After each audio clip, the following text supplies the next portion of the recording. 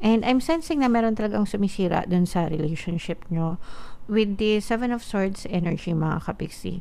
And it's very stressful, no? Kasi nakikita natin na masaya yung relasyon nyo ng iyong person, pero merong hindi masaya para sa inyo. So, and kagaya nga ng sinabi ko kanina, guys, pwedeng family ito na pwedeng ka mag-anak ng person mo, pwedeng mga kapatid niya or mga magulang niya na parang hindi sila masaya na nakikita na masaya kayo.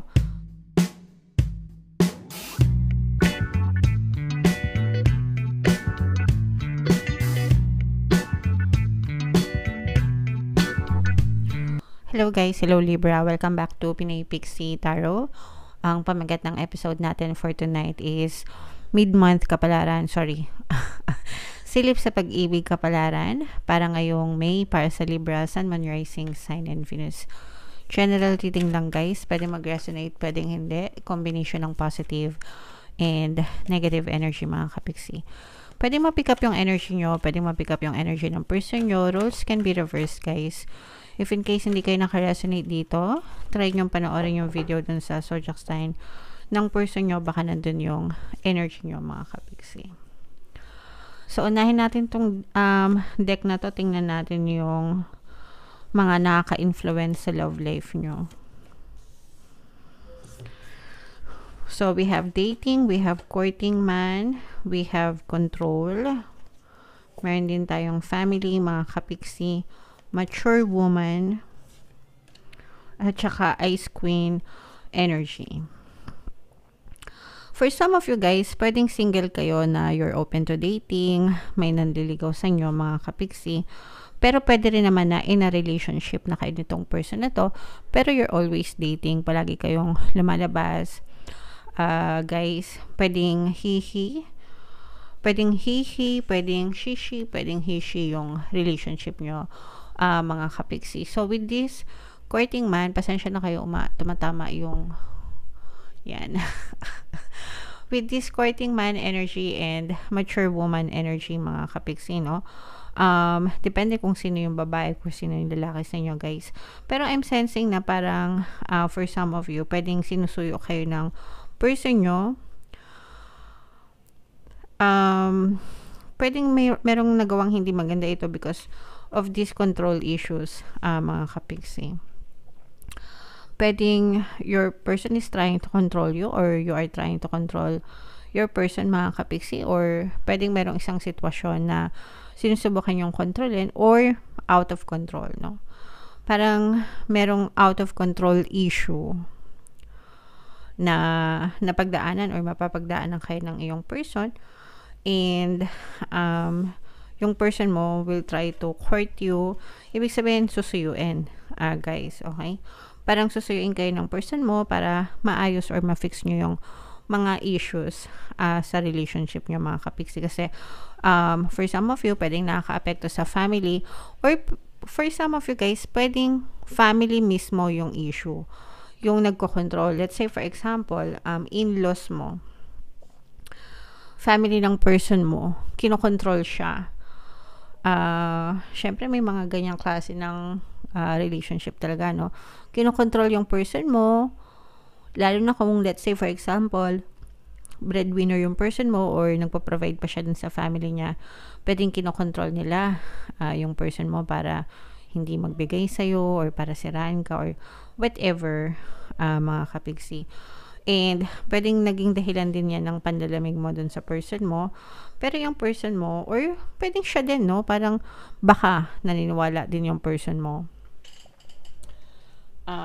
Dun sa mga, baka naniniwala din yung person mo dun sa mga sinasabi no kanyang family, kaya tila nanlalamig sa'yo itong person mo, guys. Okay? O kaya naman, nanlalamig ka sa kanya kasi nakikinig siya dun sa sinasabi ng family niya. So, mga ganong klase ng factors. Pero nakikita natin dito na susuyuin ka ng person mo. Siguro na-realize niya na mali, hindi tama yung mga sinasabi sa kanya.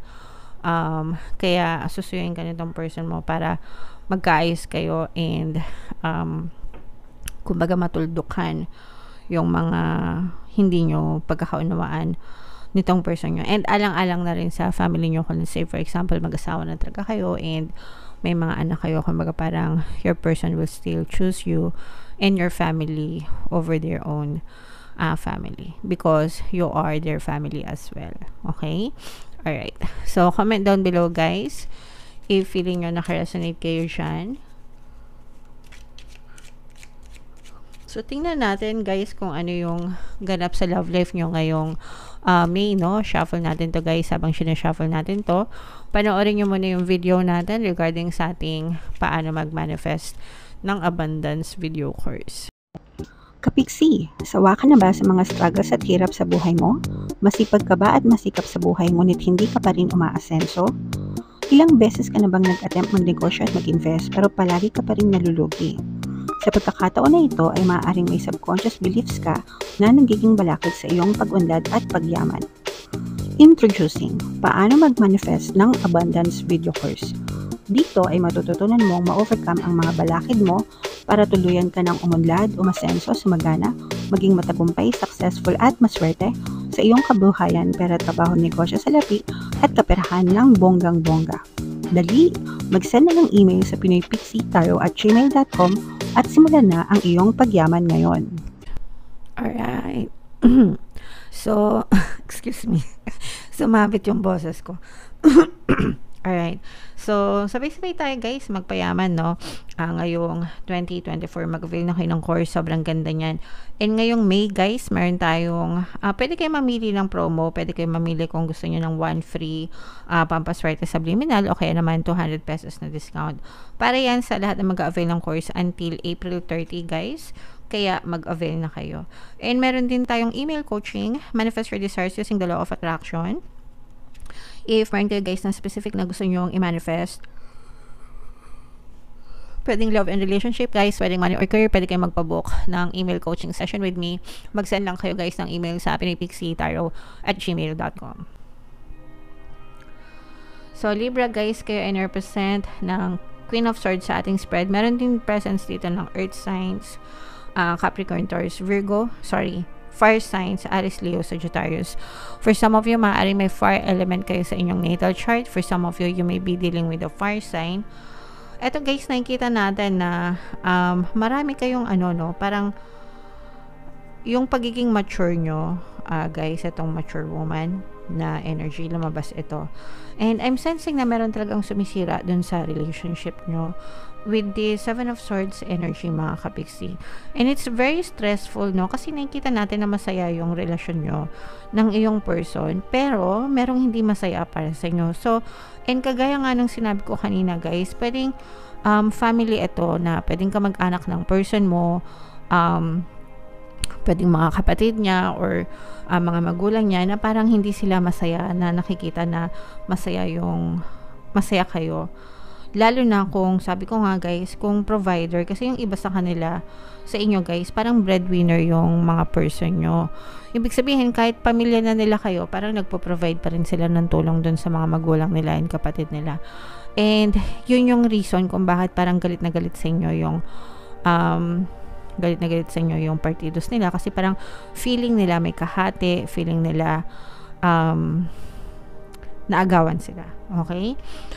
And sobrang stress kayo guys, lalo na guys kung nakatira kayo sa isang bahay. So let's say for example, hindi pa kaya ng person mo na ibukod kayo, no, na lumipat kasi parang sa kanya mas makakatipid kung nakatira kayo sa magulang niya. At least parang isang gastos na lang, hindi niya na po problema yung pang-upa or pang-rent, libre na yung pagkain na lang. At the same time, nakaka-provide pa rin siya dun sa pamilya niya. So, nakikita natin na sobrang dami niyong hinagpes, mga kapiksi, and parang sinusolo niyo lahat. Nalulungkot kayo, sinusolo niyo lahat, hindi niyo masabi sa mga mister niyo or sa mga specific person niyo kasi natatakot kayo na baka mag-isip din ng hindi maganda yung person mo tungkol sa'yo. Kasi, syempre, pamilya niya yun. Kumbaga, yung person mo, very responsible siya. And ayaw mo na kung ano yung isipin niya tungkol sa'yo, na kasi nagrereklamo ka or what. Pero, nakikita natin na talaga. At saka, merong chance din na parang binabaligtad kayo ng kanyang mga kamag-anak, no? Parang pinapalabas nila na ikaw yung masama, pwedeng tamad ka, or wala kang pakinabang, walang kwenta, ganyan, or kung ano man. Sorry for the words, mga kapiksi, pero mga harsh words na pwedeng parang hindi mo may isip na sasabihin nila against you, kasi parang ikaw nakikisama ka naman sa abot ng iyong makakaya, pero parang sa kanila kaaway ang turing nila, sa iyo hindi kapamilya. So medyo mahirap yon sa pinagdadaanan nyo, mga kapiksi, pero nakikita nga natin na yung person mo, parang mahal ka ng person mo, pero parang hindi pa rin siya ready na iwanan din yung kanyang mga responsibility sa kanyang mga pamilya. So, meron tayong presence dito ng water sign. Makalabas din kayo dyan, guys. For now, kumbaga parang tiisin nyo muna habang maiksi ang kumot. Magtiis mamaluktot, guys. Kung mahaba at malapad, tsaka mag-unat-unat. And, meron ditong presence ng water sign, Cancer, Pisces, Scorpio, Earth signs, Capricorn, Taurus, Virgo. Kung alam nyo naman na hindi kayo ganun sa sarili nyo, mga kapiksi, huwag kayong mag-alala, because in your reality, kayo lang yung importante. And in your reality, whatever you think and feel about yourself will also be reflected back to you. So, wag kayong mag-isip, wag nyong personalin yung atake ng pamilya niya or nung kung sino man, no, against you. Ang importante is kung ano yung tingin mo sa sarili mo. They do not define you. You define you. Okay? Ikaw mag-define ng sarili mo, mga kapiksi. And mag-focus ka lang sa sarili mo. If meron kang pwedeng paglibangan, or let's say for example, baka pwede ka rin makatulong para makapag-ipon, ganyan. Para dumating yung time na pwede na rin kayong himiwalay or bumukod dun sa inyong in-laws, para matulungan mo yung asawa mo, diba? Mas maganda para at least makakaluwag-luwag na kayo. Okay? Pero don't take it, kumbaga, para sa akin, no, mga kapiksi, wag nating ibabadmouth yung in-laws na natin, kahit na gaano kasama yung pinapakita nila sa inyo or kapangit, kasi pamilya pa rin yan ng mga specific person nyo. Okay? So, habang kaya na makisama, mga kapiksi. So, this will not resonate with all, guys, pero if in case na naka-resonate kayo, comment down below, guys. Okay? So, calling in your soulmate, ito yung lumabas, guys. Your prayers, affirmations, and visualizations help bring you together. So, mag-visualize kayo, guys. Ipagdasal nyo kung ano yung the best para sa relationship nyo, mga kapiksi. Imagine mo, kung nahihirapan ka, I'm sure, guys, nahihirapan din yung person nyo. Okay? Yun ang isipin nyo. Pwedeng hindi lang nila sinasabi sa inyo, pwedeng tinatago lang nila, kasi syempre they have to choose, diba? Kumbaga parang ayaw niyang gawin, pero pwedeng naninimbang din siya between you and their family. And syempre masakit para sa kanya yun, na bakit kailangan niyang mamili, diba? Parehas kayong importante.